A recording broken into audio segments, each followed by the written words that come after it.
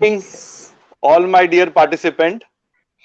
Once again, on behalf of IA Thane branch and DTSS Law College, we welcome you all for this webinar on 3rd of June.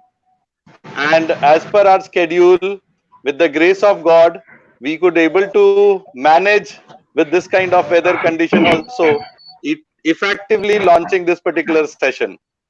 It has been rightly stated.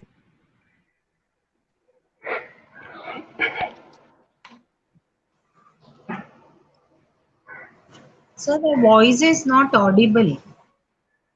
It will be recorded in the system. गुणवान मनुष्य के संपर्क में रहकर सामान्य मनुष्य भी गौरव प्राप्त करता है। गुणवान मनुष्य के संपर्क में रहकर सामान्य मनुष्य भी गौरव को प्राप्त करता है। जैसे कि फूलों के हार में रहकर भी धागा, जैसे कि फूलों के हार में रहकर भी धागा मस्तक के ऊपर स्थान प्राप्त करता है, वैसे ही हमारे गुणवान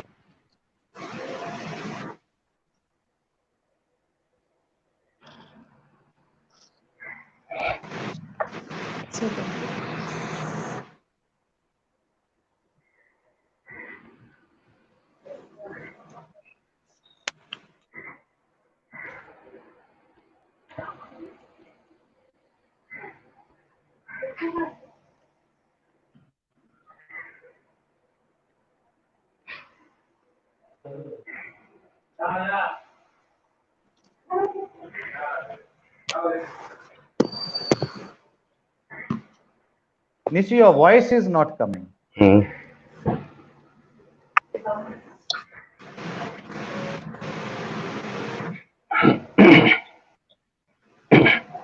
Nishikant, your voice is not coming. Kanishka देखो जरा वॉइस क्यों नहीं आ रही है? अभी आ रहा है sir? Yes, now the voice is. अभी, yeah, now. Okay. अभी तक शुरू से कोई भी वॉइस नहीं आया. Technical hitches, my dear participant. Once again, we welcome you on behalf of IA Thane branch and DTSS Law College, Malad East. Once again, we are there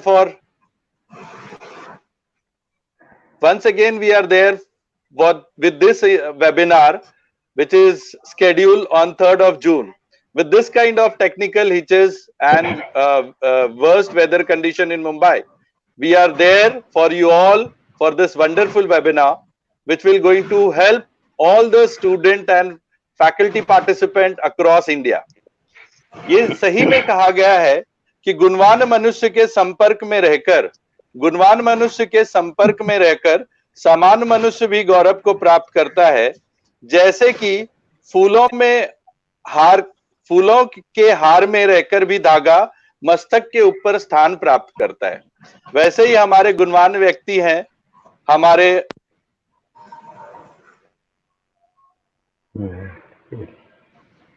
Voice is not there.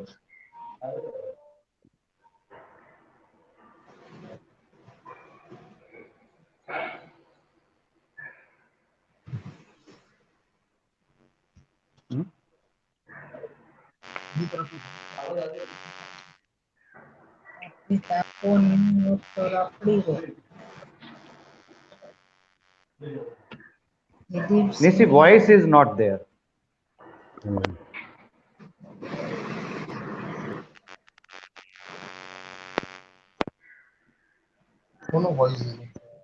Voice is not there. Now, sir? Yes, sir. Yeah, now voice there is a connectivity problem, because of cyclone. So, wind, no. Yeah. Sir, may I intervene, sir? Ask everybody to mute their mic so that there is no disturbance. Ask others to mute their mic. Yeah.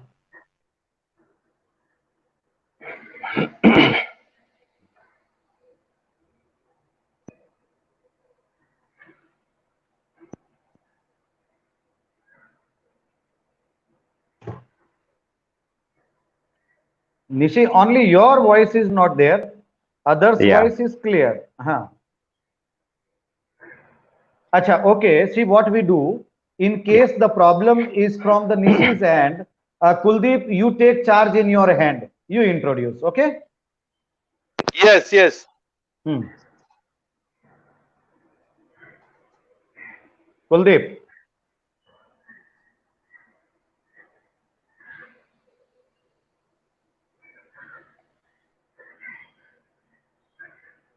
Your voice is also not coming.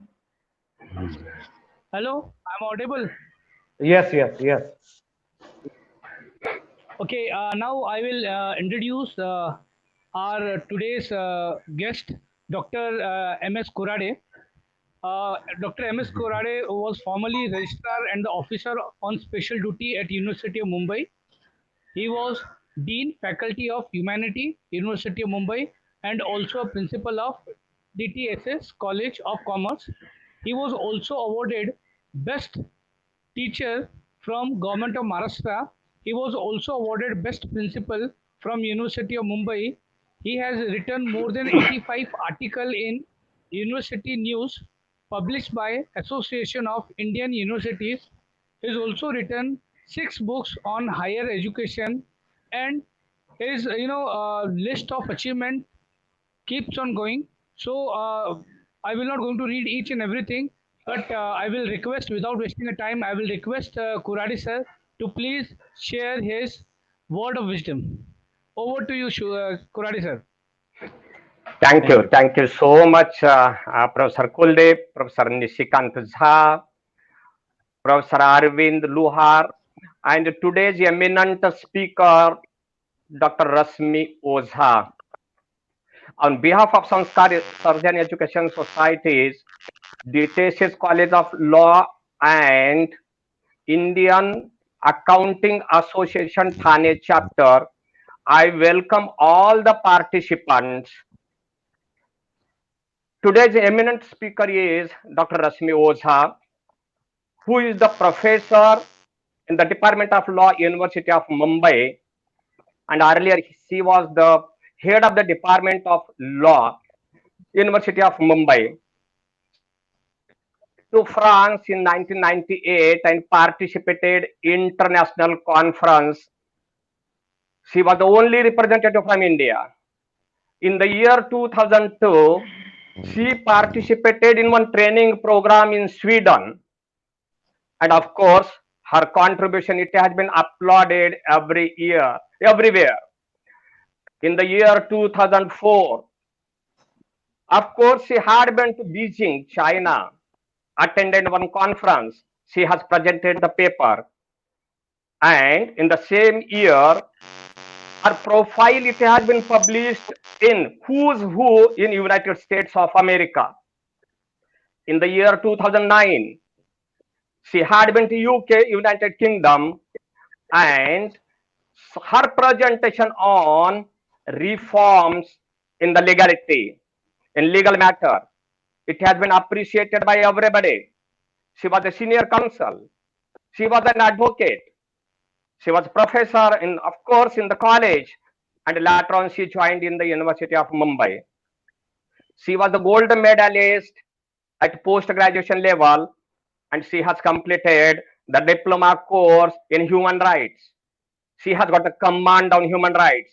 Not only that much, she has, of course, delivered many lectures to the senior advocates as well as to the judges of the high courts as well as to the Supreme Courts. Her way of expression is a beautiful one. Today's topic, which is value of society, need of the hour.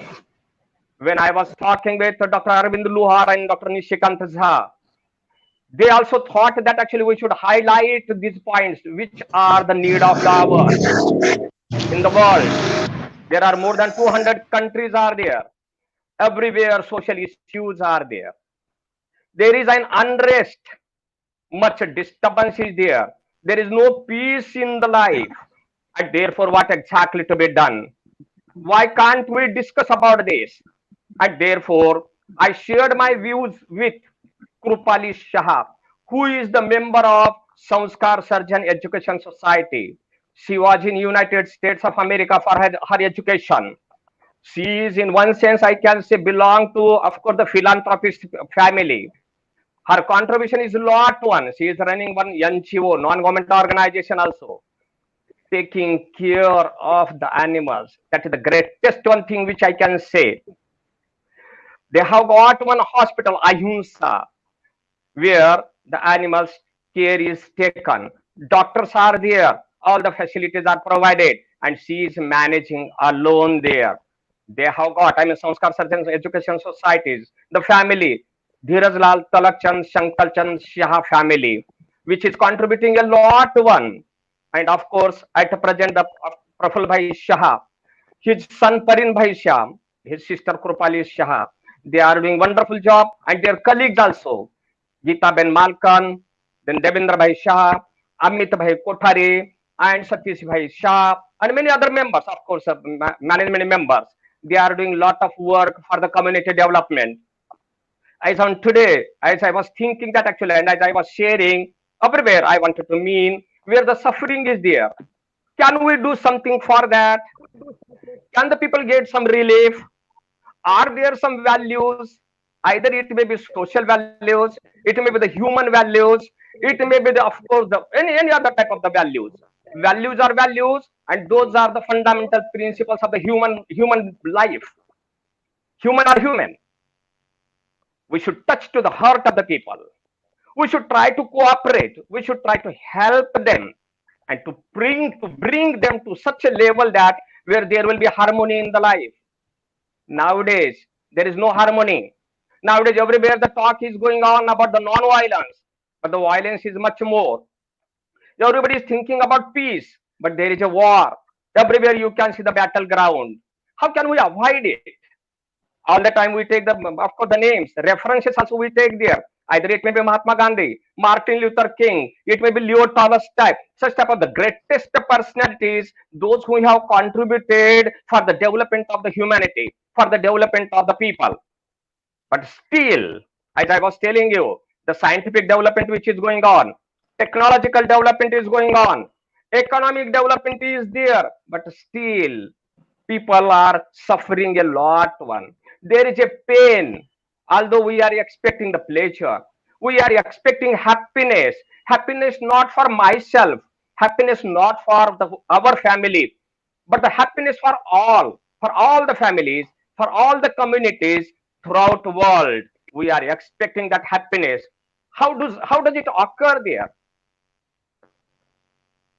Happiness we should get from within, and within, when we want to get it, naturally for that purpose, there is a need to put in our own mind. We should think about ourselves. If there is a peace in my heart, naturally outside I can bring it. From outside I cannot bring anything in me, but I can share my ideas, I can share my thoughts, we can share our knowledge, and on the basis of that we can go ahead. As I was telling to you, the disturbance which is going on, not only it is because of the economy, but the disturbance where the mentally something is going wrong one. Why people are not thinking there? Why we are unable to imbibe our values? Already values are there. If we look at the old treatises, let there be any religion, all the religions, they have got their own treatises. Old granthas are there. Fundamental principles are there. Human nature, it is reflected there. Wherever we go wrong, we can understand that something is missing there. We should try to avoid there. As I was telling you, today, throughout the world, people are suffering there because of COVID-19. All of a sudden, it has occurred there. It may be the cyclone. It may be the violence. It may be anything. Either it may be the natural calamities. Either it may be man-made calamities. We should try to think it. We should try to come together. We should try to avoid such a type of the situation where we can get more and more happiness. The human life itself is a journey. Right from the birth till death, this journey is going on. Ups and downs are there. To come out from all these things, there is a need of the proper education. There is a need of the proper imbibe of the values. If we digest it, surely in the world, there won't be the need of the weapons, no need of the violence, Everybody can become happy. Everybody can contribute there because everybody is a star in this world. Everybody has got the potentiality. That potentiality, it can be, of course, brought up and can show the different path, which can be the brighter one. We can achieve what exactly we are expecting there. When we say that, most of the time we cite the examples, and the examples are remaining only examples. We are unable to practice it. Why should not we practice it? Practice makes man perfect one. If I practice, I can achieve it.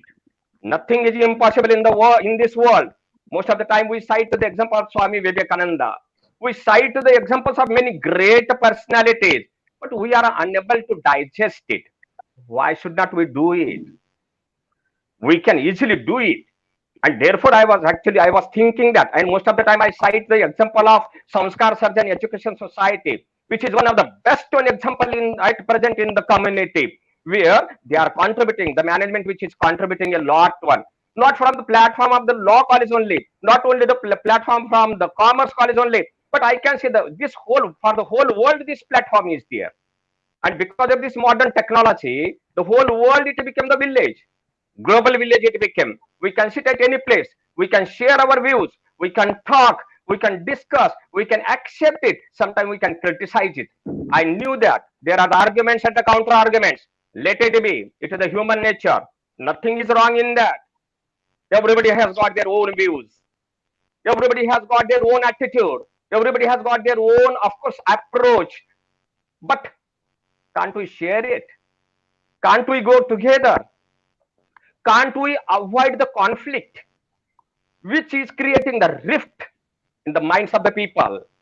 We are always thinking about the race. We are always thinking about the community. We are thinking about the caste. We are thinking about the region. We are thinking about the language. Everything, everywhere it is going on. And therefore, the disputes it is occurring there.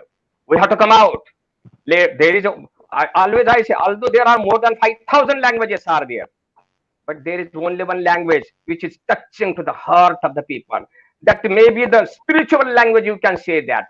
It may be in simple way, you can say the symbolic language. That is, you can use it, that symbolic one language. You can use that the spirituality. You can use that the social relationship. You can use there that broad one approach, broad-mindedness. And that broad-mindedness, it can occur there if and only if values of the societies are digested, followed there, adhered there. Not only on the basis of the law and order, we can go ahead, but beyond that, naturally, we can go there. The whole universe, it is our home. Let us think about this. And it is because of that, today, Dr. Rashmi Oza Madam is invited. Her voice, her language, it is Lucy one. Everybody will like it. And this platform which has been provided, I appreciate the young people actually. Dr. Arvind Lohar, Dr. Rishi Kansa, and Kuldeep, Dr. Kuldeep, and their colleagues. Hey, wonderful, you people are doing the job.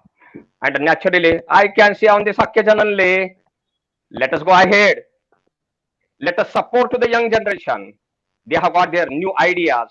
Bright one future is there. And I'm sure that since I am optimistic one, the whole world, it can be changed there. Whole world will be one platform there for the whole communities. All the communities are having the same type of the mind.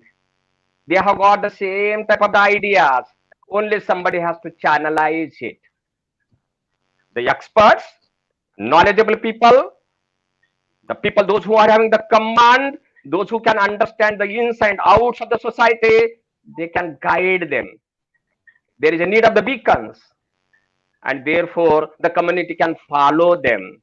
Where there is a light, there is a knowledge, and therefore I say that in our community, I mean the whole world community, society, 100% I say that there are n number of the people, those who have got such type of the ideas and the values.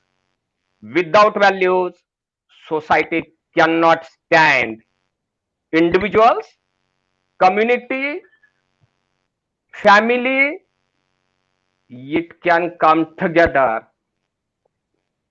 they can form one platform, and that is the world community, world society, which can be the best one platform to everybody.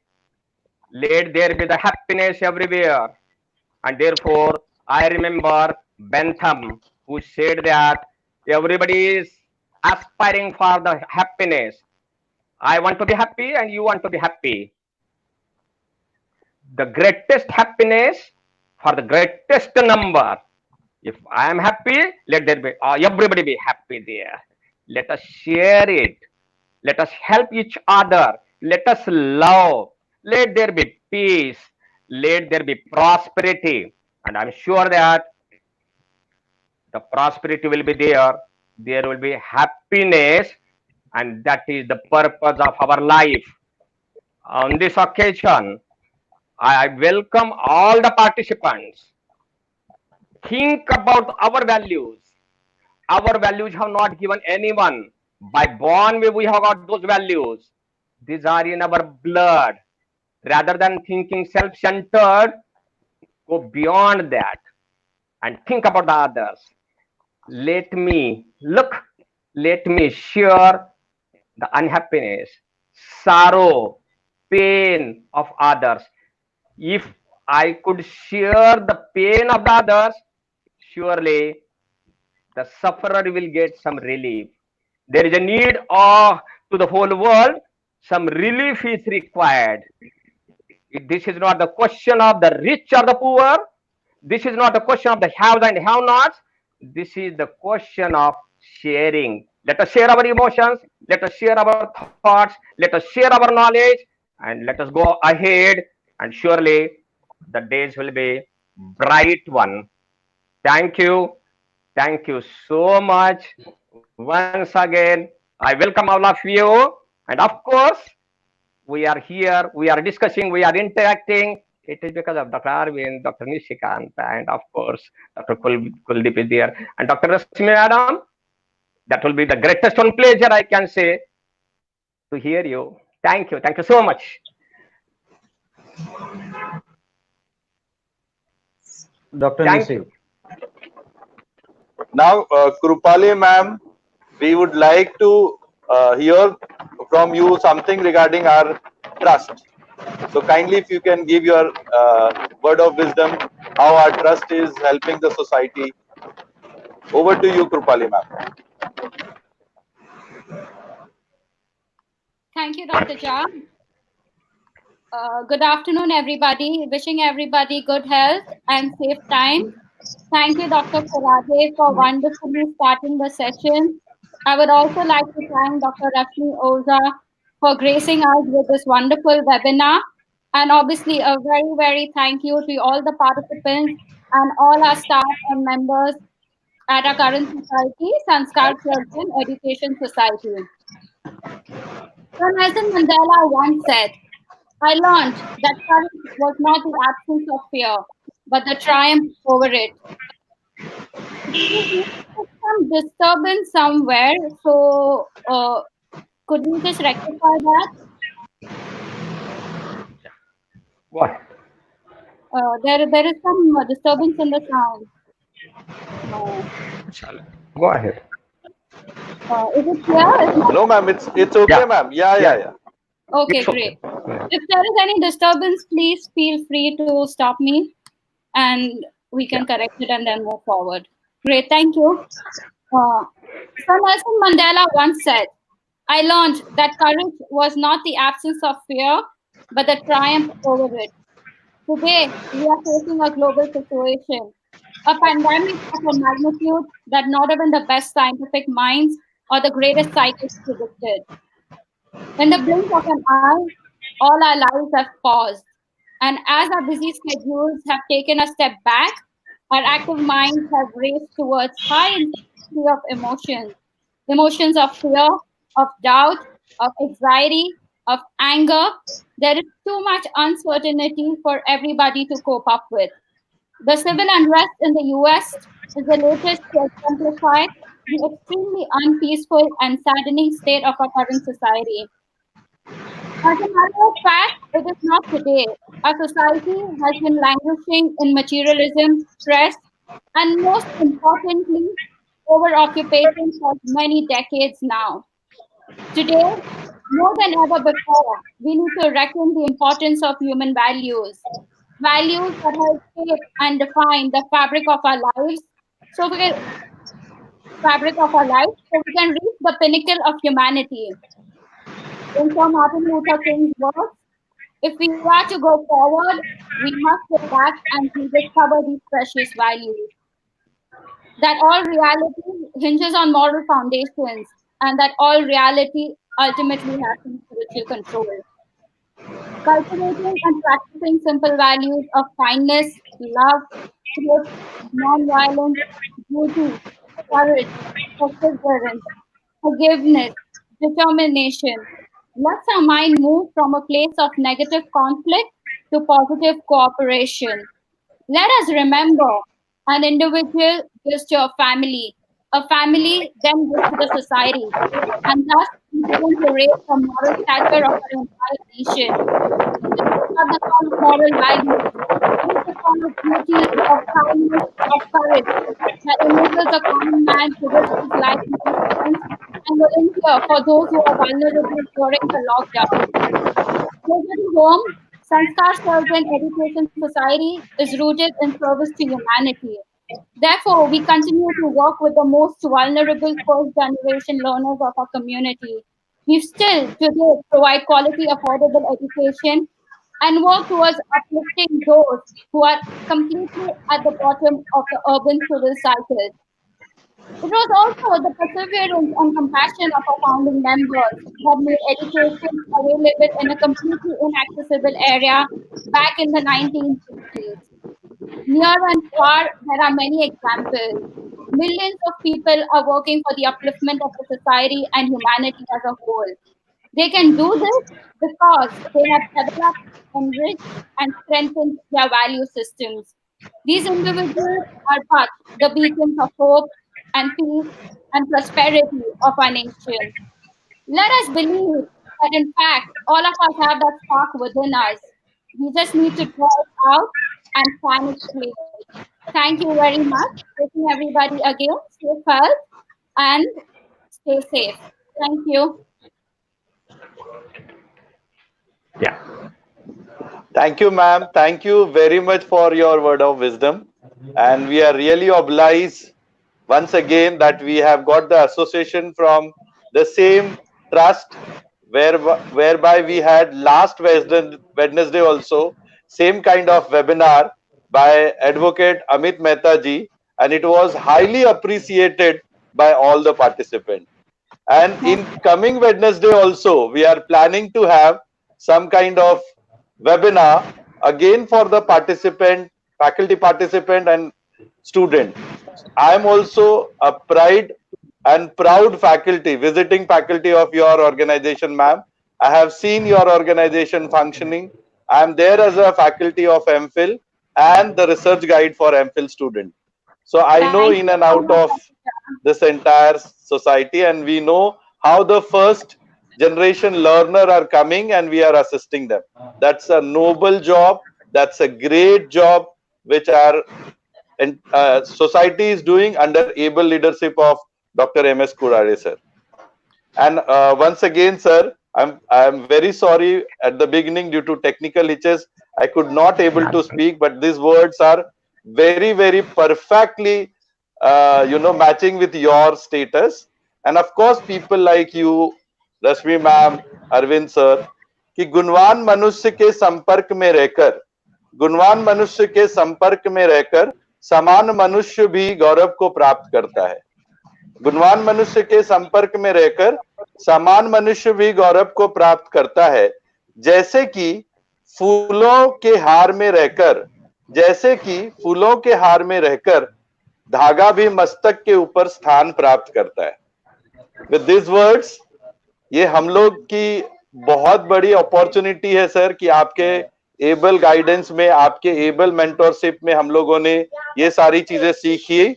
और आज जो हमारा daily का हर एक Sunday का session हुआ करता था आपके कॉलेज में, आज हमारा डेली का सेशन हम लोग कर रहे हैं, but the entire credit goes to you and your leadership. Without wasting much of time, I will request our chairman, IA Thane branch, Dr. Arvind Luhar sir, who is also chairman Board of Studies Accountancy University of Mumbai, for his kind word of wisdom as a keynote. Over to you, Arvind sir.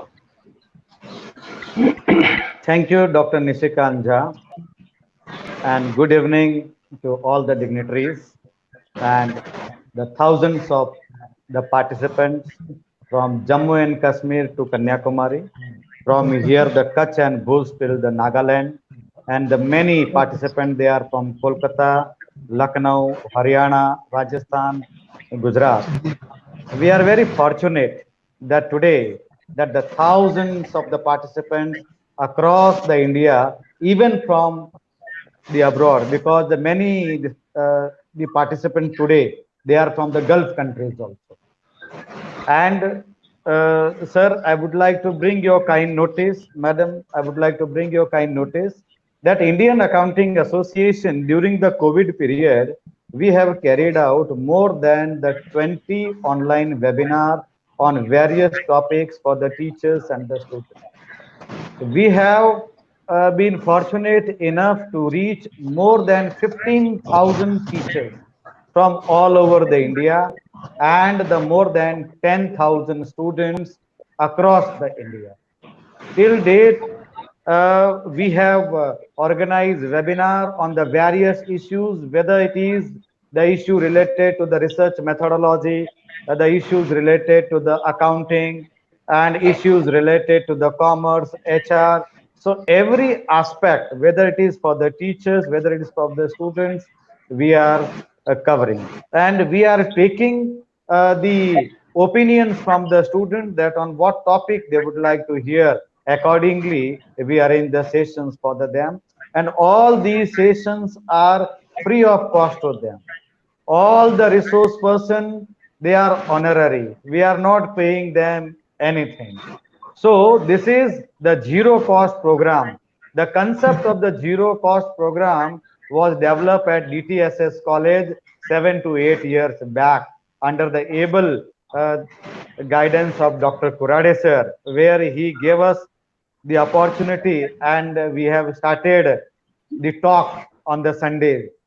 And I would like to bring to all the participants that in Mumbai, coming out from home on a Sunday after a very hectic the weekend, so it becomes really very difficult. But you will surprise all the participants that on every Sunday we have never got less than 150 participants physically, and sometimes we got more than 270, 300 participants on the various issues, and where the DTSS college has provided them the high tea, and they have not charged anything. They have provided the free infrastructure. So the Mumbai and the teachers of the Mumbai, the students of the Mumbai, they are grateful to the Sanskar Srijan Education Society because you have started the best practices in the city like Mumbai. I would like to give my heartiest thanks to Dr. Nishikant Jha, who is the General Secretary of Indian Accounting Association, and the faculty of BAP, and the board member, Board of Studies ad hoc, the Board of Studies member in BAP, University of Mumbai, and Mr. Dr. Kuldeep Sharma. He is the faculty at the KPB Hinduja College in Accounting, and he is also the ad hoc BOS member in the BMS and the Trade and Transport. He is also the PhD guide. Nishikant is also the PhD guide. So these people are doing the nice service to the society, to the teachers and to the students.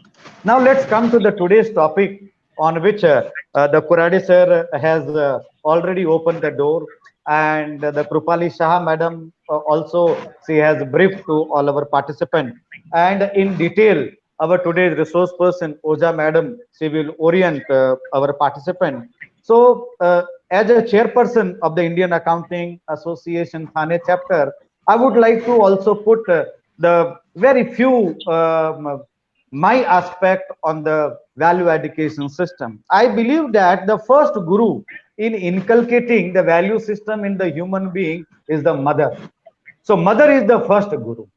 Then once what knowledge about the value system we get, then when we go to the schools, then the second, the guru for us is our colleagues, then the teachers. Then when we grow up, how we interact, what we hear, what we feel, how others treat us. So accordingly, our value system get this thing nourished. A perfect human being in terms of the value system, it is a very great journey, as sir have rightly said about the Mahatma Gandhi.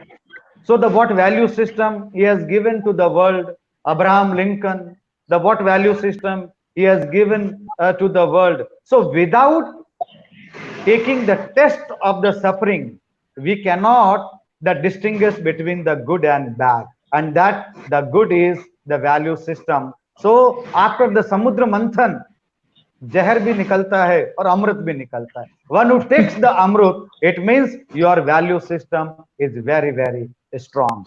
When your value system is very, very strong, then when you are in a society, when you are in a profession, you are in a job, you are among the colleague, you are in your family. So whenever the circumstances arise that whether my benefit is superior or others' happiness is superior. So what you will select, whether you will select the benefit or the others' happiness. So that the margin line will be drawn by the value system. What you are being this thing taken from your home, from your schools, from your college, from your teachers, from your colleague, from your spouse, from your life partner, what you have taken. Because I believe that the value system is also karma. So if your karmas are good, your value system will be very, very robust. We may compromise the value system for the short run benefit. But dear participant, I would like to tell you, if you do not have at your disposal, whether it is a love, whether it is a compassion, whether it is a respect, whether it is a value system, you cannot give it to others. So first you must have. जब तक पानी कुएं में नहीं होगा तब तक नल में नहीं आएगा. So first you should have at your disposal. So you will be strong in value system only and only when in which organization you work, from where you come. Because I believe that what I have seen, that what is your background, that decides your value system. People will not agree from which family you are coming. See, my statement may not be the 1000% right, but it cannot be denied. From which value system, from which family you are coming, who is your colleague, who is your friend, what is the nature of your mother, how caring is your father, all these things decides the value system. That decides the personality. So in the initial stage in a family, what treatment is given to the children? So accordingly, what the treatment we give to the children, accordingly that is the base for the children, and that base is nothing but the motherboard for the system, for that the particular child. That the motherboard will store the data, and later on that artificial intelligence, that software, when that the person will come into the society, he will treat the way he is being treated in the family. So to my all dear young participant, today you may be a student, okay, but tomorrow you will be a parent. So you treat well your wife, your spouse, your mother, your father, your children, and then the same will come back to you, because it is the law of the karma. If your value system is very, very strong, you should never afraid. You should never afraid, because whatever you will be doing, your intention is bona fide, not malified. You may do wrong, but your intention is good. Your intention is bona fide. So the people will forgive you, because until and unless you will not do daring, you will not come out of the box, you cannot do the innovation. So the innovation, healthy progress that requires the strong value system. I will not take the much time of the today's resource person. The best example, madam, we are showing in terms of the value system is what during the COVID period we have taken as a challenge. For the people, it is a problem. For us, it is a challenge. More than the 20 programs we have organized. Today, our Indian Accounting Association, Nishikant Jha, Kuldeep, they are well equipped. They can reach to the entire world through the YouTube live. They can address the lakhs of the people at one stake. And in coming days, we will be coming out with a very novel ideas. This is our value system. The what the Mumbai University has given to us, what the Dr. Kurade has given to us, because I was also earlier the faculty of Thakur College, then the St. Joseph College, now the Ismail Yusuf College. What these colleges have given to us, my management, that is the government of Maharashtra, they have given us a platform to grow up. So we also want that my all dear participants, they should also grow up. This is our value system. Thank you to the organizer, host and co-host for the giving this opportunity to the all the participants, me and all. Nishikant, now the mic is to you. Thank you, sir. Thank you for your value addition in life of ours. Now I will request Treasurer of IA Thane branch, Dr. Kuldeep Sharma sir, who is also member board of studies for banking, insurance and investment management for University of Mumbai. He is also PG coordinator for MPhil and PhD in Hinduja College. He is also versatile personality as far as academics is concerned, having experience of more than a decade in academic and administrative work. He is excellent in research. He had been called to several universities across India for PhD thesis evaluation and PhD Viva Voce exam for external examiner. So I will request him to propose a formal vote of thanks on behalf of both the organization, IIA Thane branch as well as DTSS Law College. Over to you, Kuldeep Sharma sir. Thank you, sir. First of all, let me apologize for bad network because from early in the morning it is continuously raining here. But it is really indeed a pleasure for me to propose a vote of thanks. First of all, let me thank Dr. M.S. Kurade, who is an ex-dean, ex-registrar of University of Mumbai, ex-academic council member, ex-principal of DTSS College, for introducing resource person for the day as well as giving his opening remark for this webinar. Sir, we are really thankful for you for giving your word of wisdom, and we are really enlightened with your words. Now let me thank Kripali Shah. She is a member of Sanskaran Education Society. She has spoke about the enlight of the various activity which Sanskaran Education University they have already done and they are planning to do. Ma'am, we are really hopeful. We are really hopeful. Hello, am I audible? Yes. Yeah. Yes sir, yes sir. Yes sir. I'm extremely thankful to you for giving time to us.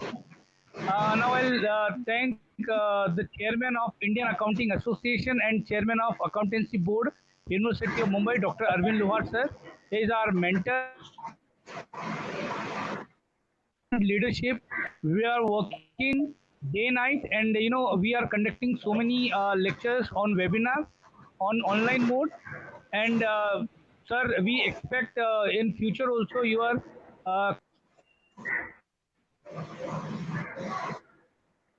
Some issues are. Yeah, there is some technical hitches. We were knowing because weather in Mumbai is not good. All the participants who are there across the India and across world, they must be understanding. They must have seen the news, and that is what I have put in the Telegram group also. So I am doing the rest of the formality. We are thankful to Arvind Luhar sir. We are thankful to all the participants across India, across globe for this wonderful webinar. we are very particular and very precise, thankful to DTSS Law College for giving us this platform. On behalf of all the participants, on my personal behalf, and on behalf of IA Thane branch, we are really thankful to all of you, and we are really thankful to our resource person. Ma'am, we are really thankful to you for giving your valuable time to all the participants. Sir, as rightly stated, we got more than 2,500 registered participants. Many of them they are going to see through YouTube live, and many of them they are going to refer it in future with the same link. So, ma'am, thank you very much for your presence, for your guidance, and definitely it will be a value addition for all of us in our life. Thank you very much. Over to you, Rashmi, ma'am. Thank you.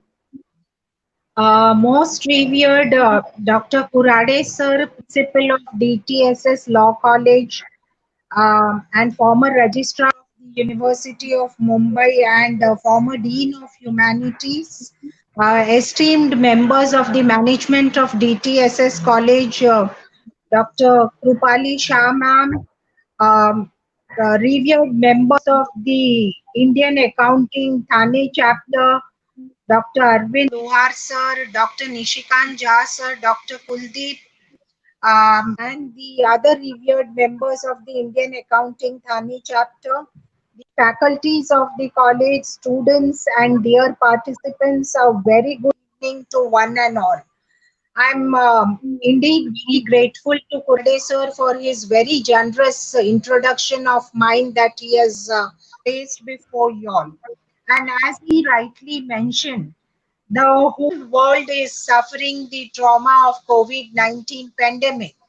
And we are all aware of the fact that a tiny invisible virus has claimed lives of lakhs of people across the globe. The situation has also severely impacted on the civil, political, economic, social, and cultural rights of people. Uh, the current tragedies that we have all been facing, including COVID-19, and we heard just about 3 days back about locust and the cyclone, the forecast that we heard about cyclone. It's high time now that we introspect within ourselves that in these devastating tragedies, how do we strengthen our inner selves to overcome, to face these challenges, and how do we overcome these challenges? When I was discussing with Kurade sir that why not we have a discussion on and deliberation on the topic value-based society, which is the need of the hour, and I readily agree. I was just hearing Dr. Krupali and Mr. Dr. Arvind Lohar sir, and they aptly made a mention about two great eminent personalities across the globe, one Nelson Mandela and the other one Abraham Lincoln. So at that spot of time, I just thought that I might as well make my beginning with these two eminent personalities who still stands as an example for us when we speak of value-based society and need of art. Nelson Mandela, the former president of the Republic of South Africa, one fine day decided to stroll in the evening and along with his secretariat and friends and have dinner in one of the restaurants. And with the group of people, he went out to stroll, and then they all assembled at a restaurant to take dinner. It so happened that when they had ordered for dinner, Nelson Mandela saw a very old person who was just sitting across and he was literally trembling. So he asked one of his soldiers to go to that person and ask him to join all of them for food along with Nelson Mandela. He made him sit right beside him. They ordered food. All of them had their food. And all along, whilst he was consuming his food, the old man was trembling very hard and he was shivering. After he consumed his food, he left. After the person left, one of his soldiers told Nelson Mandela, "Sir, don't you think that the person was apparently sick, because all throughout till the time he was taking his food, he was trembling?" Nelson Mandela said, "He wasn't sick, my dear. The truth behind it is that for many years I was in prison, and he happened to be at that point of time the guard of that prison. And it so happened that I was severely tortured day in and day out. And when I was severely tortured, and when I would cry out for a glass of water, this guard of the prison would come and he would urinate on my face when I asked for a glass of water. And today, when he saw me as a president of the Republic of South Africa, he expected that I would induce the same treatment as against him. But well, my morality and ethics doesn't permit me to do so, and therefore I just couldn't think of torturing him in the same manner as he would. The moral behind this true incident is that retaliation often breaks the nation, whereas tolerance often builds the nation. Another apt example that I could place before you all is of 13th US President Abraham Lincoln.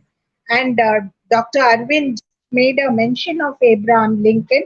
So I thought might as well place before the participants the true incident that Mr. Abraham Lincoln faced after becoming the President of the United States of America.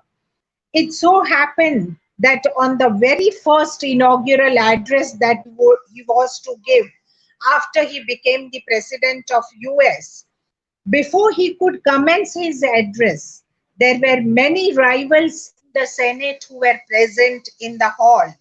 And a rich aristocrat said, "Mr. Lincoln, you should not forget that your father used to make shoes for my family."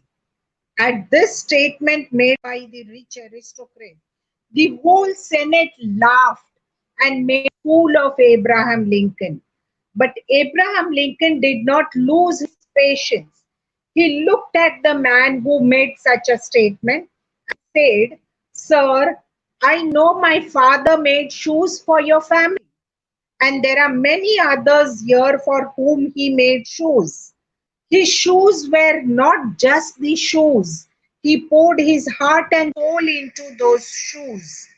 And I want to ask you, sir, do you have any complaint? I also know how to make shoes. And therefore, if you have any complaint, well, you can get it to me and I will make a pair of shoes for you." There have never been any complaint with regard to the shoes that my father made. And I'm very proud of this gesture. And I'm proud that my father is genius. And I'm today as well proud of my father. The moral behind this true incident is that no one can hurt you without your consent. It's your response that hurts yourself. Ships don't sink because of water around, but because of water that gets into them. And I think this energy, this power lies within us. I think these two instances are a complete and an apt example of blend between the values and human personality.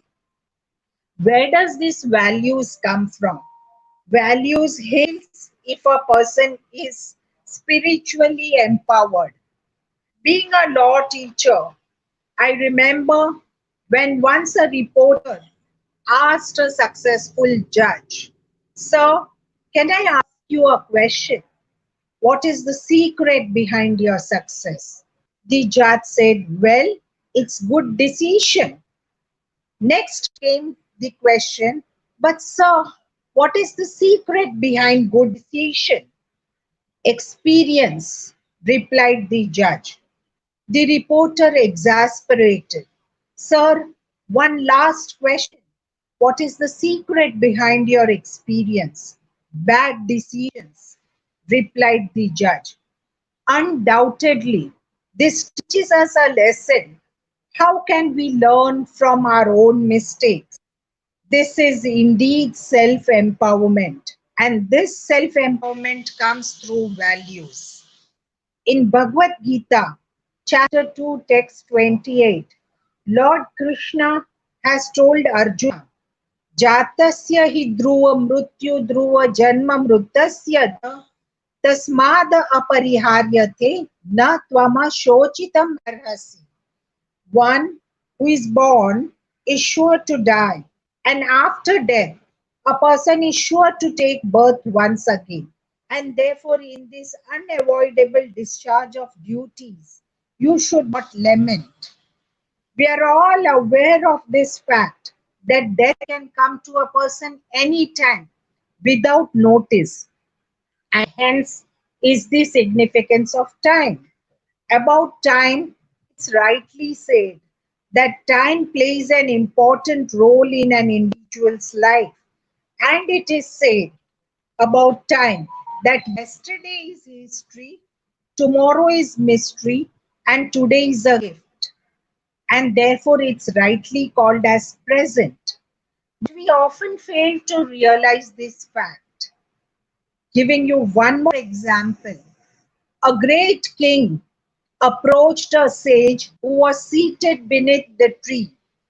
And the sage asked the king, O king, if you were in a desert and dying of thirst, and a person would offer you a glass of water in exchange of half of your kingdom, what would you do?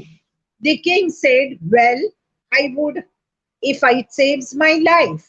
The sage asked him another question. Well, if later you are dying of hunger and somebody offers you a loaf of bread in exchange of the other half kingdom, what would you do? The king said, of course, I would give him my kingdom.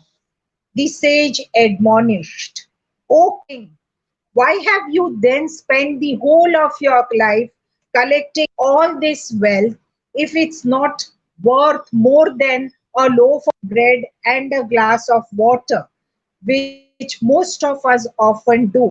We spend most of our life. However, I'm sure most of us lack this understanding. We are all aware of this fact. How was the universe created? It is rightly said, and we have studied in our school days about Adam and Eve and the creation of this universe. It's rightly said, God created man and woman. Lo and behold, and the whole world started with ecstasies, thrills, pleasures, and to rationalize between pleasure and pain. The rule of law emerged, which is the foundation of civilization and soul of democracy. Later on, we became progressive, but yet, as Kurade sir mentioned, somewhere humanity is lacking. A Chinese jurist, Sun Tzu, had rightly said that man who is by his very nature wicked needs teaching and discipline in order to be right. The ancient rulers understood the viciousness of man and therefore created morals, laws, and institutions in order that human instincts may be disciplined and transformed. But we human beings often make mistakes.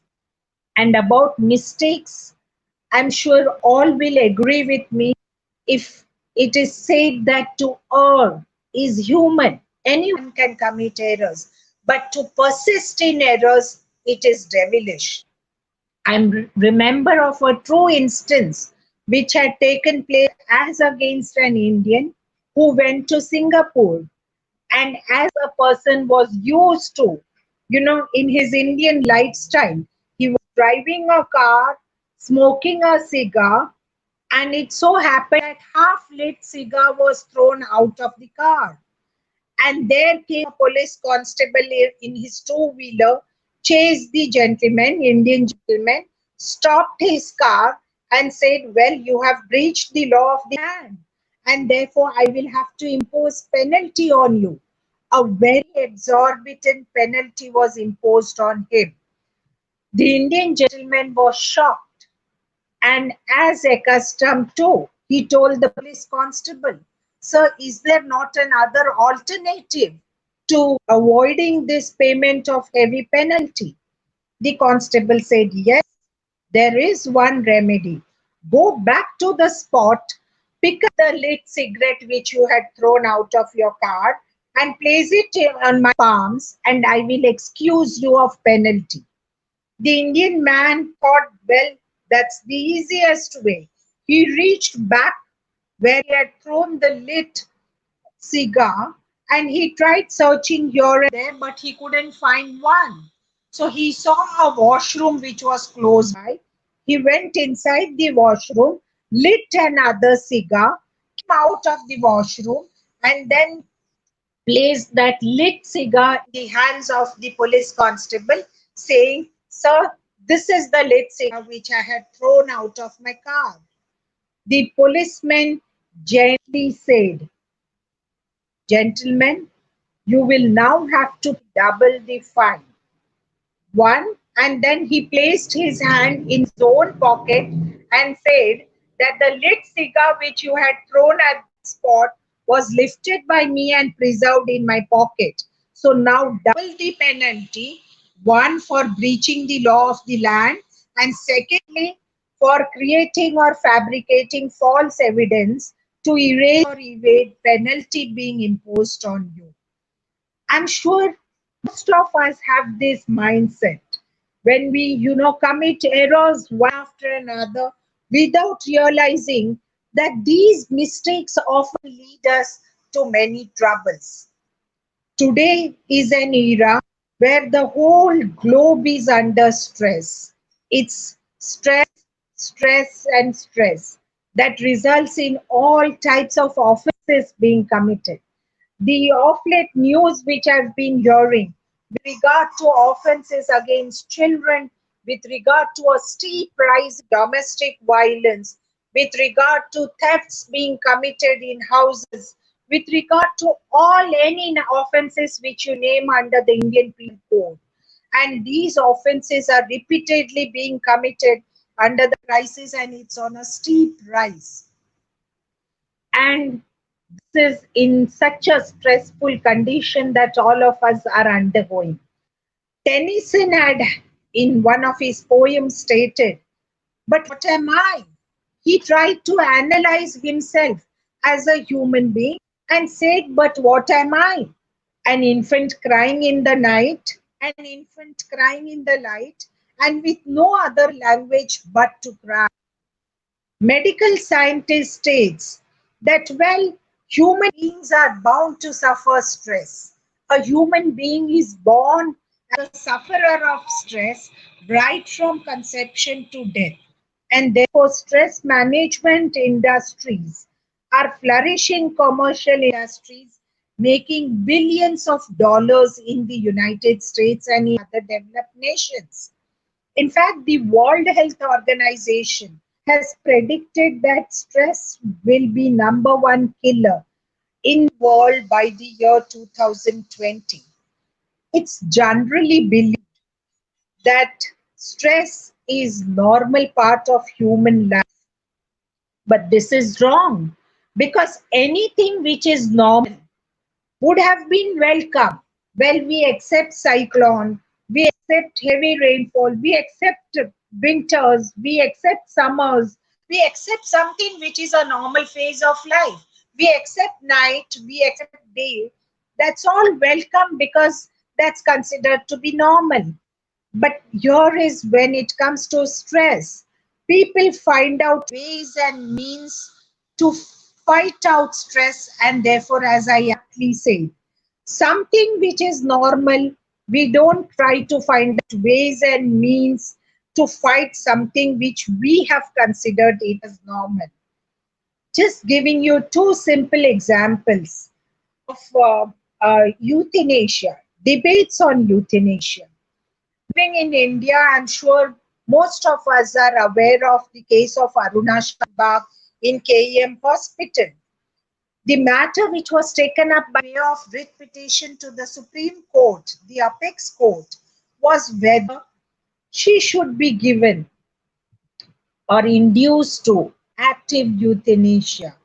Let me tell you, in many of the developed nations, and that is what came by way of report, in one of the news report, Telegraph, where Welby, a 60-year-old muscular dystrophy patient in Italy, he made a petition right from the hospital and requested the court that he should be administered both active and passive euthanasia. And though not, it's legal as per the Italian constitution, and the permission was granted to him on sympathetic and compassionate grounds. So also a British woman, paralyzed woman, totally paralyzed woman, had made a legal history by claiming that, well, her right to life includes her right to die. We have many developed nations which have legalized euthanasia. Switzerland, Netherlands, Belgium, US state of Oregon, and many other nations. In fact, even in Aruna Shanbag's case, the court has permitted passive euthanasia subject to compliance of certain guidelines. But active euthanasia, the court has point blank refused, stating that we have a significant article within the Constitution of India, Article 21, which says that no person shall be deprived of his right to life and personal liberty except according to procedure established by law. And there are landmark judgments of the court which states that right to life does not mean and include right to die. Times magazine had revealed that a normal human being entertains 30,000 thoughts per day. Thoughts could be positive, it could be negative, but experience reveals that we human beings have general tendency to get attracted to negative thoughts, and that often leads to stress. It is taught spiritually as also under various religions that are so prevalent in India, that at least try to develop one positive thought per day.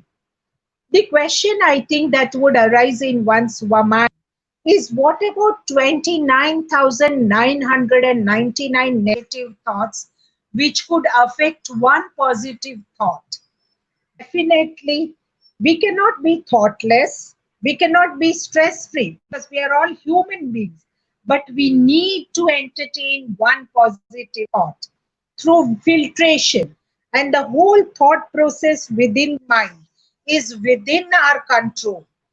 I was a science student when I was pursuing my graduation with chemistry as specialization, and we worked for hours and hours in laboratory, and we had a machine which was called as centrifugal machine, which would absorb the necessary ingredients and throw out the balance material which was not required for the purpose of experimentation. I think that is the control which we possess in our mind.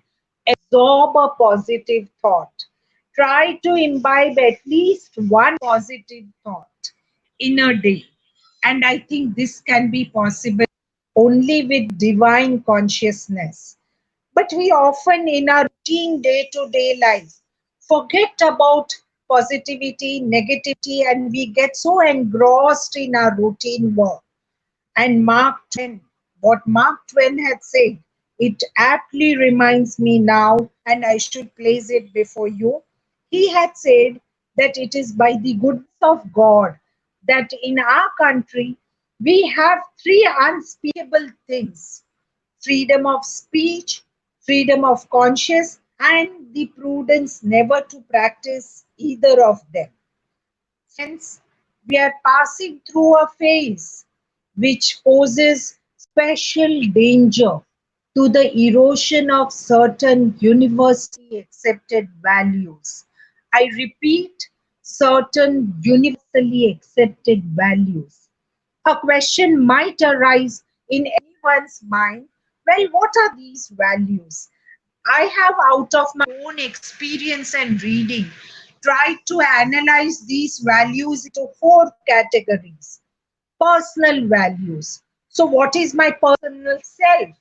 My thinking, my act, my physical behavior, my personality, my habits, these are all within my control. And the values which I pour into it are personal values. It could be social values within the society. It could be moral or spiritual values. And I'm sure I think all would agree with me that spiritual values differ from religious values. Spirituality is at a much, much greater height than religion. It's a very broad spectra and umbrella of values which are innumerable in number.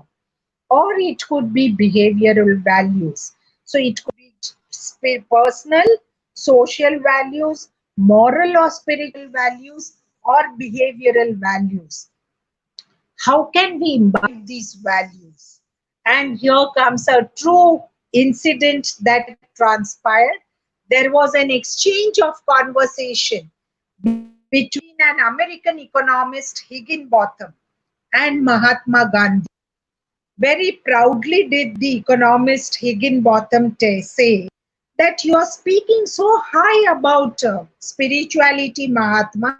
Let me tell you one thing, that spirituality, in order to be meaningful, should be three-fourths of economics. So he laid emphasis on economics. He said only if there is three-fourths of economics, spirituality can be meaningful. Apt came the reply by Mahatma Gandhi. Well, sir, economics, in order to be useful, should be three parts of spirituality. Today, if you have to think of the spiritual values, let me tell you, and as Kurade sir rightly said, that despite these advancements in science and technology, we have known how progressively science and technology has developed. We have known that there are technology has brought us computers, it has connected us to the whole world, but has it brought peace and happiness within us? Science has been so progressive, but has it invented a medicine, a tablet which you just swallow in the morning, and that will ensure that throughout the day you will be happy and very peaceful? More often than yes, the answer would be no. Today, human beings finds losing his own self, because when we look at the socio-economic and political dimensions of our country, we are faced with certain dark realities of life. There is unequal distribution of material resources, power and responsibility. Few groups of society are enjoying all comforts and luxuries in life. And as Krupali ma'am had said, there are still marginalized groups, the vulnerables, the disadvantaged groups, and where they are deprived of their power of and dignity, and they are struggling hard to survive. She's doing a very commendable job on protecting animal rights with establishing an NGO for the welfare of these animals. Let me tell you, as a human rights teacher, one of my students came before me saying that I wish to apply or make a connectivity between human rights with atrocities against animals. Ma'am, can I do it? I said, why not? It's not that human rights are confined only to human beings. Animals as well have a right to life. So what if the constitution does not categorically state? But we find that perhaps, this is a factor which we often ignore, we often try to overlook in our routine life. So let me tell you that peace cannot follow from all these innumerable laws or the international treaties and conventions which are drawn by the United Nations. I remember the name of Dean Roscoppon, was titled as the father of American jurisprudence, and propounded a theory which is titled as the theory of social engineering. He is the one who said laws should be such. Significantly, I repeat and I state, because the Constitution of India makes no reference to protection of animal rights. Does state about wildlife. We do have some stray laws like the Wildlife Protection Act, but it does not categorically state that, well, these rights are equally applicable to the other species, be it animals, birds, sanctuaries, so on and so forth. Here is where Dean Roscoe stated that law has to operate as an instrument of social engineering. A law, in order to be successful in the society, cannot be just static. It has to be dynamic and it has to change as per the requirement within the society so that the welfare of everyone is protected. The theory held to build such a structure of society which will satisfy maximum wants with minimum friction or waste. There is a definite nexus, therefore, between law and society. The society which comprises of individuals and other species, and laws for smooth functioning of the society. We have laws both domestic as well as international. But has it truly benefited the marginalized section? Today, what is the level of illiteracy within our country? We have been hearing a lot of late about the sufferings of migrant workers, the sufferings so far as elderly persons are concerned, women are concerned, children are concerned, trafficking, so on and so forth. The marginalized continue to be marginalized, and atrocities continue to be perpetrated against these marginalized sections of the society. And look at it. How does the gap still continue and it is still so very persistent? I give you a simple example, and that's a true example. There was a very rich and a literate man who was wanting to cross a river, but he had no device to cross a river and go to the other side of the river bank, and therefore he had no other option but to take a small native boat. And there was one person who was with his torn clothes, who was an oarsman. An oarsman is the one who is, taking people from one corner of the river bank to the other corner of the river bank. At when they were in between the river, the rich man looked at the oarsman, the boatsman, and he asked the boatsman, "Tell me, how much do you owe?" The boatsman very shyly replied, "Sir, I don't owe anything except this boat which I'm just taking you through across the river and the clothes that I'm wearing on my body." The rich and the literate man asked the oarsman, "Tell me, do you know to count 1 to 10? "No," replied the boatsman. The literate man then roared, "Do you know anything about business, dance, science, politics, philosophy? Do you have any knowledge about general knowledge?" "No, sir," replied the oarsman. The rich man laughed at him, and at the top of his voice, he screamed, "That means half of your life has gone in this water."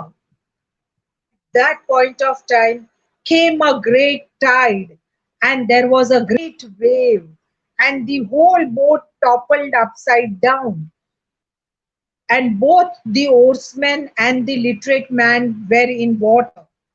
The oarsman asked, "Sir, can I ask you a question now?"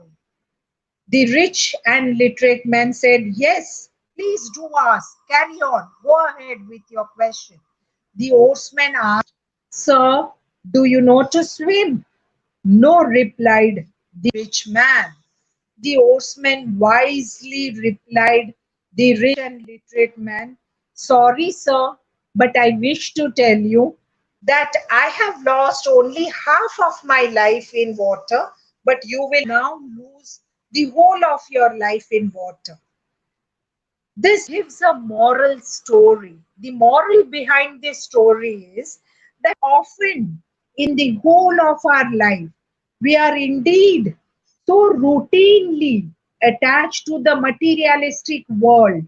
Just about 3 days back, when I was hearing an eminent doctor speak about two dangerous things in life, and he said these two dangerous things in life are position and possession. These are two dangerous companions to travel with. They are transient and they are temporary, but yet people have a craving both for position and possession, knowing fully well that these are not our lifetime well wishers, or these are not our lifetime companions. Look at it, for the short journeys in life, if we have to travel and go out somewhere, for a week or so, or say for about 3 or 4 days, is it not an irony? Well, I believe it's indeed an irony that for short journeys of our life, we make heavy preparations. Well, we have to carry our coat, we have to carry our luggage, including our toothbrush, our toothpaste, our hankies, our shoes, our socks, our eatables, everything. But very conveniently, we forget to make preparations for the final journey of our life. Undoubtedly, most of us lack this spiritual empowerment. We often ignore, as I think the Society for Indian Accounting, I'm sure even when it comes, and you all have held various sessions on execution of will. Now, even when these happens, and when we advise people that why not execute a will, well, people wait for their advanced age to reach, and only then can one think of execution of will. So it is this divinity and spirituality which dwells within each one of us that is the missing dimension. Very proudly, I wish to state that I am a follower and a national coordinator of the jurist wing of the Brahma Kumaris. It's the Raj Yoga Education and Research Foundation. And since years, I am the national coordinator. And we often tried, when the judges and during our jurist conferences, we try to, bring or try to make an understanding or try to place our views before the judges and lawyers that there is a definite nexus or a balancing between law and spirituality, just as it is so between science and spirituality. So this divinity and spirituality dwells within each of us, but we often fail to arouse this divinity as such. And how could you arouse this divinity and spirituality? I think we need to consider to have this understanding that our body is mortal. It is only the soul which is immortal. And that is what all the religion as well teaches us, the way we are taught.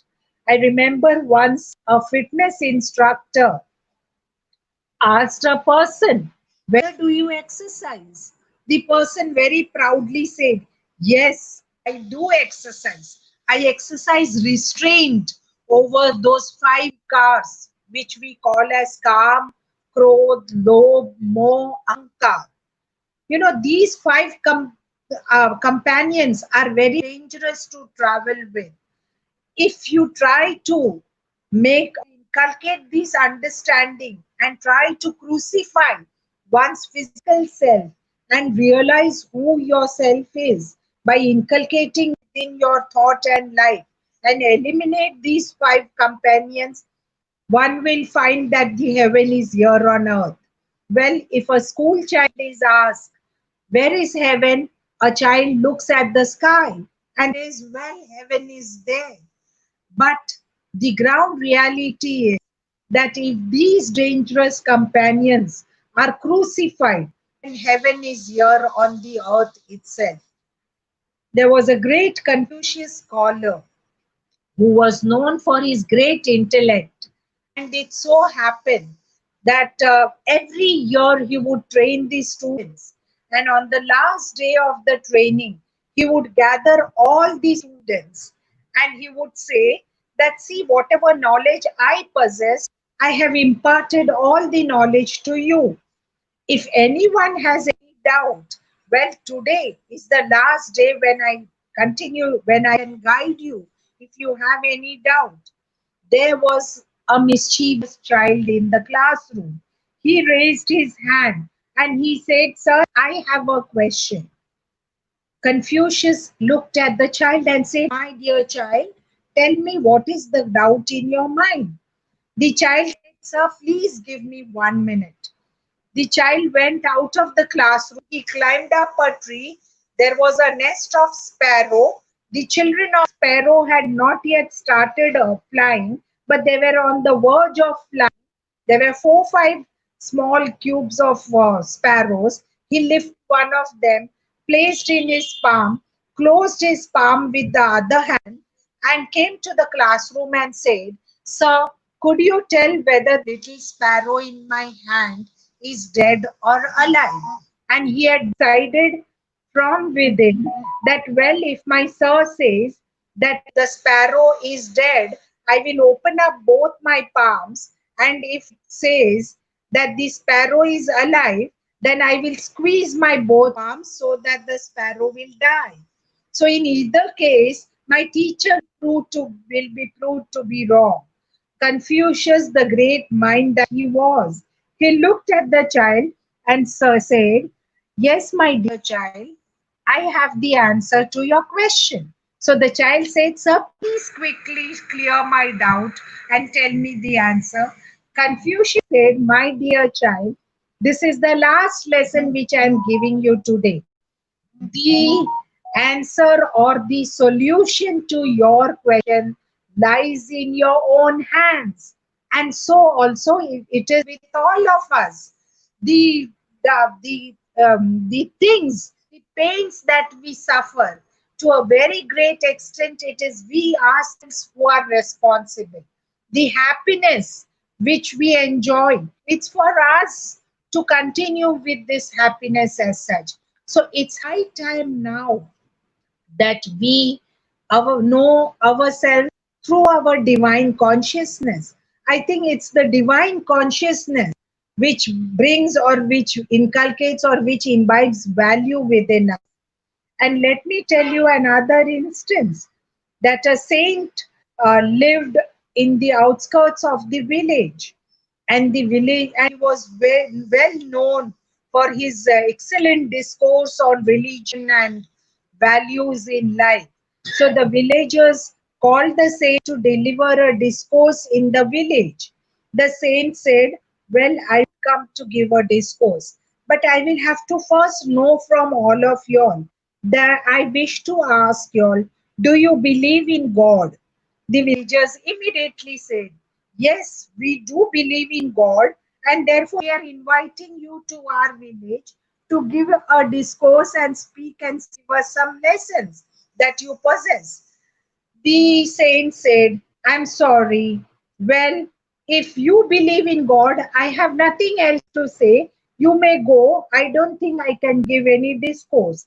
The villagers went away perturbed. Again, the very next day, villagers came to the saint and said, with a folded hands, "Please come and give a discourse in our village." The saint asked, saying that, "Well, I'll come to your village, but please answer my question. Do you believe in God?" The villagers said, "No, we don't believe in God." The saint said, "Well, if you don't believe in God, I have nothing to say, and y'all may go." The villagers again returned to the village, most perturbed. They were totally disturbed and were not able to understand what should they be doing. Again, the third day, they decided to go to the saint and with a folded hands asked the saint, "Please come and give discourse in our village because we have heard a lot about your intellectual caliber."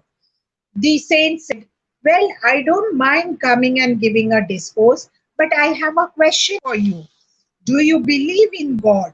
The villagers said, "We don't have the answer." The saint said, "There you go.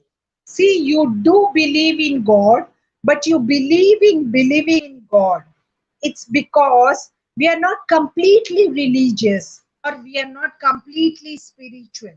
And there lies the problem. Most often, we have experienced this. As a student, I used to go to the temple and say, "Please, God, pass me in this examination with good rank, and I will offer 21 kilos of laddus to God." As if the one who has created the entire universe has not ever had any laddus. Or if people make mannats, well, if this is done, I've known of people walking barefoot and going to Badri Kedarnath and Char Dham Yatras and all, saying that, well, if our wishes and desire are fulfilled, we will do this and we will do that and we will fast for so many days. It's because I think, the spiritual awakening within us is missing, and therefore you are attached to this materialistic world. Materialistic world is something which is a transient phase. So it is the spiritual awakening which will detach you from the materialistic world and you achieve real happiness. Kurade sir just made a mention about happiness, and he mentioned about peace and happiness. Why is it that despite advancements in science and technology, we are yet not happy? And what is it that the other nations are doing? Let me tell you that the UAE, the United Arab Emirates, has appointed Ministry of Happiness. He has appointed a minister of happiness with a special ministry which is established to take care of happiness amongst the people. And the tiny little Himalayan kingdom of Bhutan has long proposed using happiness as the explicit goals of its laws and policies, replacing the word gross national product with gross national happiness as a measure of national success. Now, why is it so? Why is it that we are trying to find happiness outside? Why is it that we don't realize happiness from within? Most of us are aware of that the whole world nation, almost all the nation states, we have miserably failed in achievement of the Millennium Development Goals which were set by the United Nations. We have now the Sustainable Development Goals, which were adopted by the United Nations in September 2015 to be realized by the end of the year 2030. And this makes a wide mention of many of the goals, Sustainable Development Goals, which makes a mention of peace and happiness for human beings. Are we going to truly achieve these goals? We have already reached the year 2020. It's another 10 years from now. The famous Harvard University has which is one of the prestigious universities, and the teachers teach them positive psychology. They have offered elective courses to the students on happiness, and one of the courses positive psychology, taught by none other than a 35-year-old Professor Ben Shahar, who attracts 1,400 students per semester. 20% of the Harvard graduates takes this elective course. So they have started teaching happiness and positive psychology as one of the course. But can happiness be achieved in this fashion? I'm sure uh, at the end of the views that I'll be expressing myself, you will realize that no, it's the values within oneself that can bring happiness. Citing you one more example of what is the weight of spiritual values. when we speak of value-based society. It's a story of long, long back. In 1930s, it's a story of 1930s in Sing Sing prison in the United States of America. There was a prison. Sing Sing prison was known for keeping within the prison those convicts who were held guilty. And I'm speaking convicts because they were already convicted of these most violent and gruesome murder. And they were the hardened or incorrigible prisoners. But significantly, they were under the loving care and attention of Catherine Laws, the philanthropic wife of the prison warden. And within a very short span of time, with under the guidance of Catherine Laws, most of these prisoners from criminals turned to be timid and caring human beings. One fine day, it so happened that Catherine Laws died in an accident which was an untimely death and which came all of a sudden. And these prisoners, all hardened and incorrigible prisoners, were reduced to tears. They requested to go to the body of Catherine Laws and pay their last respect to Catherine. And they were granted permission by the jail warden, which was her body was kept 2 kilometers away from Sing Sing prison, and they were allowed. This is a factual truth. All these prisoners who were incorrigible prisoners were allowed to go out of the prison without any guards, without any surveillance, without being handcuffed. Only thing they were told is that you would all be returning to complete your imprisonment before 5 p.m. in the evening. Believe me, it's a fact. All of them went to pay their last respect to Catherine Laws. Nobody ran away or absconded from there. Sharp before 5 p.m., each one of them returned to the prison to complete their life sentence. An apt example of convergence between spiritual laws and the legal laws. These are called as values, and I'm sure under the guidance and care of Catherine Laws, there has been a convergence between spiritual laws and legal laws, and these are what we can term as the value based society, the society which can convert with the care and loving, these hardened prisoners, the one who are timid human beings as such. But often we fail to realize the truth behind it and the laws of nature. We also fail to realize the true who we are. I think even if we try to remind ourselves as to who we are, we get this knowledge as to what are these values which one can build in. I'm sure in the recent times, many have died of corona. And what I hear from the news channels is, well, a person develops sneezing, cough, cold, and fever, and by the end, and then it slowly starts becoming progressive. And by the end of 7 days, if the immune system is not perfect enough, the person dies. And then there are lots, and we have been hearing that Mumbai is in red zone, and therefore there are many cases of this pandemic, COVID-19 pandemic deaths as such. Be it a COVID death, be it a cancerous death, be it any death, I'm sure all of us will agree that having been born as a human being, we are sure to die one day.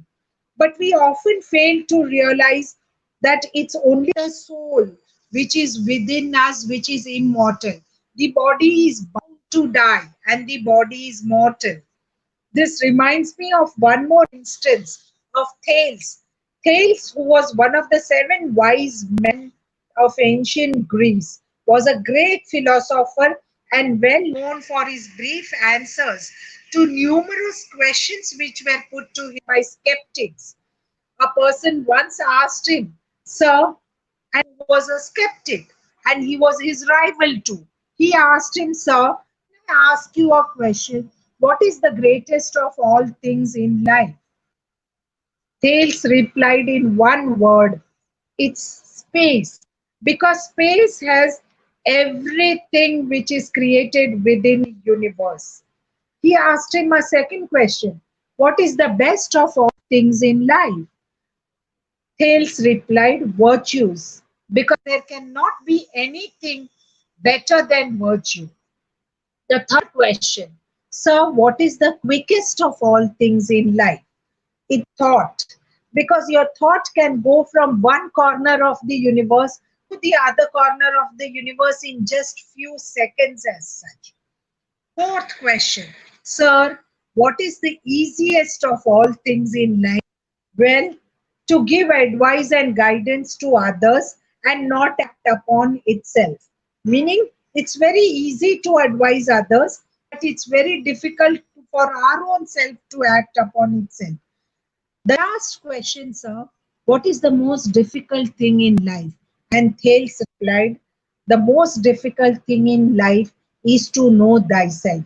How many of us spend at least 2 minutes in a day to realize who ourself is?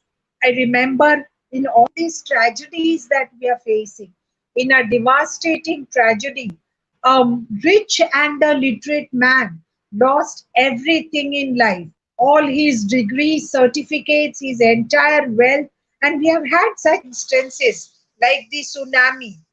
Kurade sir rightly made a mention about man-made disasters and natural disasters.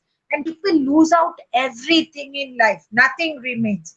Now, in such a devastating tragedy, it so happened that a person who was very wealthy and most literate lost his family, education, certificates, wealth, everything. Yet he was a happy person. And people who were alive were so surprised to see him happy.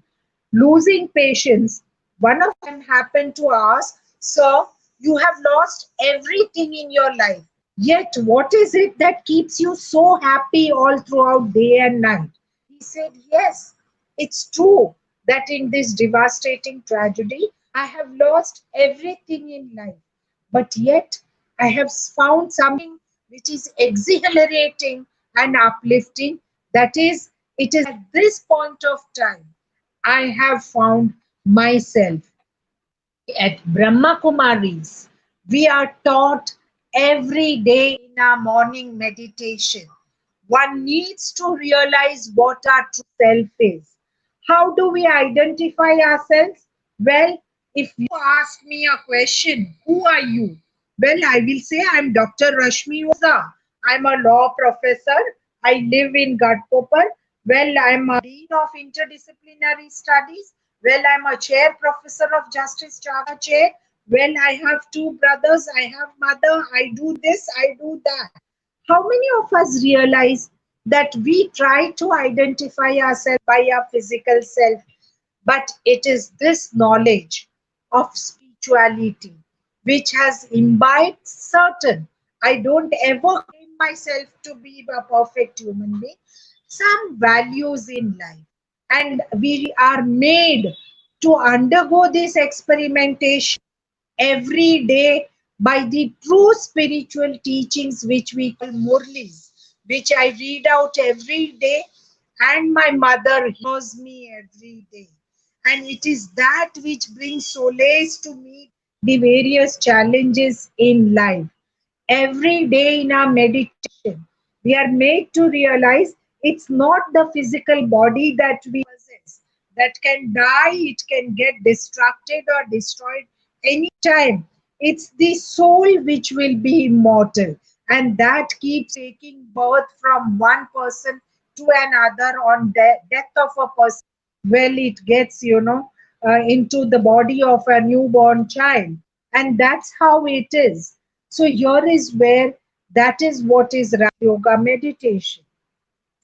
Being a law teacher, when I teach my students about the Constitution and human rights within the Indian Constitution, there are four broad compartments, categories.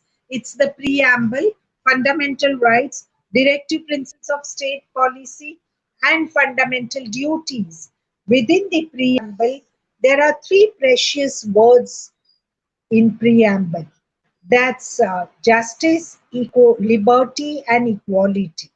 Justice, social, economic, and political, liberty of thought, expression, belief, faith, and worship. And that's given to us by fundamental rights, and equality of status and of opportunity. Many of us are aware of the US Constitution, which makes a mention of this word equality. But significantly, in a very famous case of Brown versus Board of Education, it was the then Chief Justice of the US Supreme Court, Justice Earl Warren, who for the first time got very emotional and sentimental when a case was before the court of law, stating that there is an unequal treatment in one of the schools in the United States where all the fair-skinned children are made to sit one side of the classroom and a dark little Negro girl was made to sit in corner of the classroom, which was challenged as ultra virus right to equality within the US Constitution. And the judge became emotional. And for the very first time, with all his compassionate, with all his humanitarian approach, he defined equality for the first time under the US Constitution, stating that there cannot be inequalities on the basis of color of skin or what we call as racial discrimination. We take so much pride about 73 years of Indian independence, 7 decades of the Indian Constitution. But if I have to ask a question to myself, how independent, humane, and dignified life do we live? We hear so much about the natural disasters, as Sir made a mention, international terrorism. These are all the offenses which have not even confined itself to the territory or border, but it has transgressed the borders. International trafficking, repressive regime, communal conflicts, religious rivalries, custodial atrocities, police encounters, rights violations, and many, many more. Why is it that these crimes take place? Why is it that during such a pathetic condition when human beings find themselves falling, yet crimes are on a steep rise as such? I think it's high time we now need to introspect and realize. We have been hearing, we have been reading, we have been watching the news reports where it states that crimes are on a steep increase. And that is also what the National Crimes Record Bureau states. And what does the criminal jurisprudence state? That there are 4 stages of commission of crime: intention, preparation, attempt, and commission of crime. So everything begins with intention. The brakes of over the intention lies with your own self. And when can you apply the brake? You have these spiritual values within yourself. So the first stage, intention and preparation, are not punishable under law. And about intention, you all must be aware, and you all may have seen in many of the movies that the first question that a judge asks to an offender, well, do you plead guilty? The offender doesn't plead guilty. Well, I'm sorry, the circumstances were such that I had to commit an offense. Flexibility is at times, looked into with a humanitarian and compassionate approach. But the principles of criminal jurisprudence speaks of mens rea, that's the guilty mind, and that is within the control of a person. Even law says that everything begins with the intention, and that's your mind, which is very much within the control of a human being. When we are speaking of value-based society, there is a maxim which runs, actus non facet reum nisi mens sit rea. An act does not constitute guilt or an offense unless it is done with a guilty mind. This guilty mind is to be proved, and only when judge is convinced can a person be convicted of an offense. Are the judges never having a guilty mind? Do they imbibe any values within them? The most apt example I can give about values being imbibed by none other than the former Chief Justice of India, Justice P.N. Bhagwati. And famous case, which is called and titled as the blow of civil liberties, the habeas corpus case. The person, the Justice P.N. Bhagwati, supported the majority with a vested interest to be the Chief Justice, to be elevated as the Chief Justice of India during emergency between 1975 to 77. And there was only one dissenting judge, Justice Hansraj Khanna, who said that under no circumstances can the fundamental rights be derogated. Significantly, by supporting the majority, he also got elevated as the Chief Justice of India. He enjoyed his entire tenure as the Chief Justice of India and he retired. 37 years after his retirement, sometime during September 2011, he suddenly called a press meeting and said that the latest error that I have committed in my life is in that ADM Jabalpur versus Shiv Shankar Shukla case. Today, if I were to rewrite the judgment with the same bench, I will support the dissenting judge, late Justice H.R. Khanna. Significantly, I have met both these judges when they were alive, and both of them are no more. But it was his spiritual consciousness that bit him, constantly pinched him 37 years after his retirement, and he felt that I must make an open confession before the public that the latest error that I've committed in my tenure as a judge is injustice by stating, supporting the majority, saying that fundamental rights can be taken away during emergency as such. I think somewhere within a person, spirituality dwelling. It's the divinity and spirituality which dwells within a person. Mahatma Gandhi is one such example who was filled with these spirituality, divinity, and theory of non-violence, and his entire life, which is so very significant to be quoted even till date. Many of you may have visited Sabarmati Ashram, and it so happened that one fine day he was chanting prayer, and in the prayer hall, all his disciples were together and they were praying. So one thief noticed that, okay, no, he will not be noticed by anyone, so let me commit theft from the ashram, and he crept into the ashram. But two of the disciples noticed him and they immediately captured him. They took him to the prayer hall, made him sit, and capturing him, left him, caught him tight, and asked him to sit in the prayer. Mahatma Gandhi noticed that a person is captured by two of his disciples. He looked at him and he continued his prayers without getting disturbed at all. After the prayers, the two disciples brought the thief, saying that, well, this person has entered into the ashram with an intention of committing theft, and he should be punished now because we captured him, couldn't commit any theft. Mahatma Gandhi said, well, just as you and me are human beings, he is as well a human being. And now our usual routine after the prayer is to go for breakfast. Let us also take him for breakfast. The disciples made a very stuffy look and they felt that Mahatma shouldn't have taken him for breakfast after committing this offense. He made Gandhiji made him sit right opposite him and asked him to take breakfast.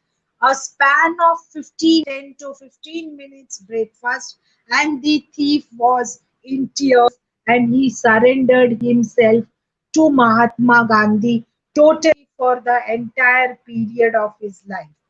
An apt example of how change can be brought about once values are imbibed within a human being. Gandhiji was known, and people were often criticizing him, saying that being a barrister at law, well, your practice was a total flaw.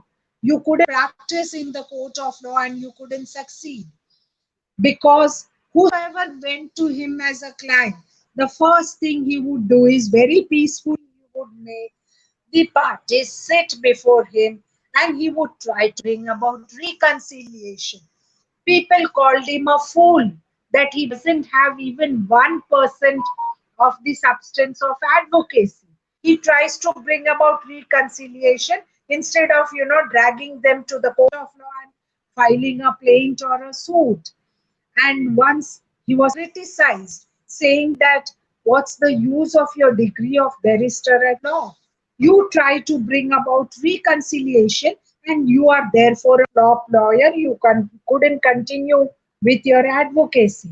At this, Mahatma Gandhi said, well, I don't think I'm a flop lawyer because I have not lost anything by trying to bring about reconciliation and advising the party to reconcile the matter before stepping the corridors of the court. He said, I've lost nothing. He said that the clients voluntarily paid me something towards the ashram donation and therefore I also got my fees. But something which I have not lost is my consciousness and something which my soul ordered me to do so. And the soul is the one which has all these divine qualities. So I have not lost my consciousness and something which I could not afford to lose. Often we all undergo the miseries, and at the end, as I can keep a watch, it's 10 minutes more. I have a little bit more to say about one more judge of the Gujarat High Court because these incidents I've met personally these judges. Gujarat High Court late Justice M.P. Thakkar, a gentle human being that he was, and he was in his more than 90-year old, and he was almost on his deathbed when I happened to visit Ahmedabad and I went to his residence to meet Justice M.P. Thakkar. Well, he couldn't speak well, he couldn't hear properly, so I had to go quite close to his ears and say, sir, can you just narrate one incident of your life which is most memorable?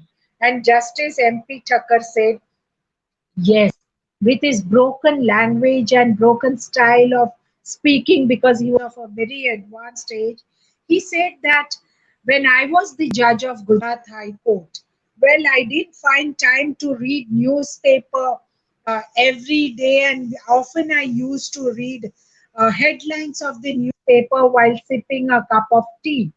One fine day, when I was sipping a cup of tea with my left hand, well, I thought I should just ignore the big headlines. Let me just draw my attention to a very small caption of news, which is usually unread by people.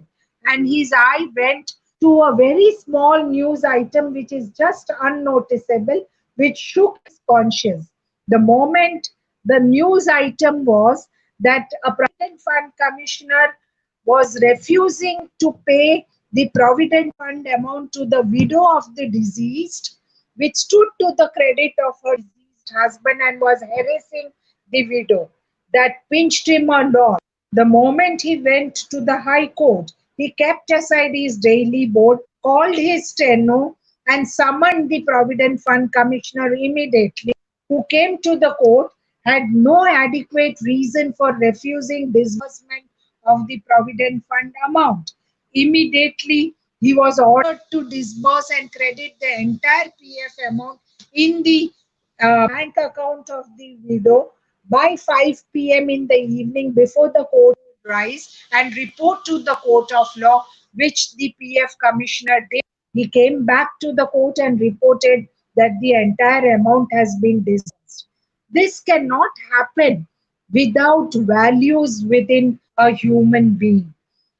One more and the last incident which I would like to narrate when I'm here before you expressing my views on value-based society need of our is Confucius, a great Chinese philosopher and scholar at a very advanced age, a great philosopher. And he was almost in his deathbed, breathing his last. He was just counting, and people all surrounded his bed and they were breathing and were waiting that he is now on the verge of dying. With his gestures, he called one person and asked him to come close to him. And the person gently came and said, "Sir, what is it that you wish to say?" He opened up his mouth and he said, with a slow tone of voice, "What is it that you can see in my mouth?" The man peeped into his mouth and said, "Sir, I can't see anything in your mouth except your tongue." He told the man, "Well, you see your own mouth. What is it that you can see in your mouth?" Showed him a mirror and said, "Tell me what is in your mouth." The man looked in the mirror and said, "Sir, I can see both teeth as well as tongue in my mouth." Confusion. And the last word he said were, "Well, this is the last lesson which I wish to, and my last knowledge which I wish to impart to all of y'all, that when a child is born only with a tongue and no teeth, and slowly and steadily, tongue which is so very soft, slowly and steadily he starts getting teeth which are so hard, and at a very advanced stage, one by one, all teeth start falling. Something which remains at last is only a tongue. So anything which is soft, gentle, and humane lasts forever, even after death of a person. It is these values in life by which a person is remembered even after death of a person. And he said, "I'm breathing my last. This is my last lesson. Please consider it. Please take it seriously. This is one of the crucial value in life." That's the end. I am keeping a watch. It's right now 4 minutes past 6. Thank you, Kurade sir, very much for giving me this opportunity of expressing my views.